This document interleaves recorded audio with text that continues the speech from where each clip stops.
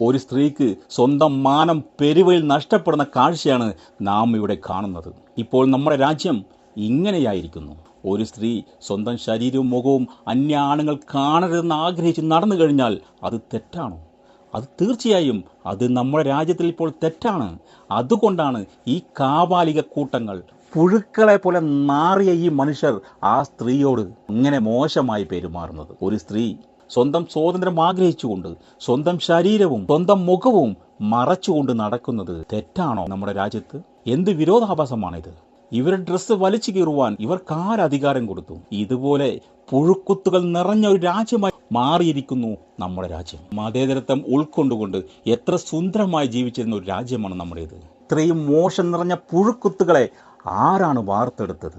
ഒരു ചോദ്യത്തിനും ഉത്തരമില്ല. ഇവർ എന്ത് കാണിക്കുന്നോ അതിനെല്ലാം ഭരണകൂടം മൗനാനുവാദം കൊടുക്കുന്നു. വളരെ മ്ലേച്ഛമാണ് നമ്മുടെ രാജ്യം. ഒരു സ്ത്രീ സ്വന്തം ശരീരം തുറന്നിട്ട് നടന്നു കഴിഞ്ഞാൽ ഇവന്മാർക്കെല്ലാം ഒരു മന്മത സുഖമാണ്. അതേസമയം ഒരു സ്ത്രീ സ്വന്തം ശരീരത്തിൻ്റെ മുഴപ്പുകൾ മറച്ചുകൊണ്ട് സ്വന്തം മുഖം മറച്ചുകൊണ്ട് നടന്നു കഴിഞ്ഞാൽ ഇവർക്ക് കലിയിളകുന്നു. ഇതിൻ്റെ സൂക്കേട് വേറെയാണ്. ഇതിന് തക്കതായ മരുന്ന് കൊടുക്കാൻ നട്ടലുള്ള ഭരണാധികാരികൾ ഇല്ലാതെ പോയതാണ് ഈ നാടിൻ്റെ ശാപം.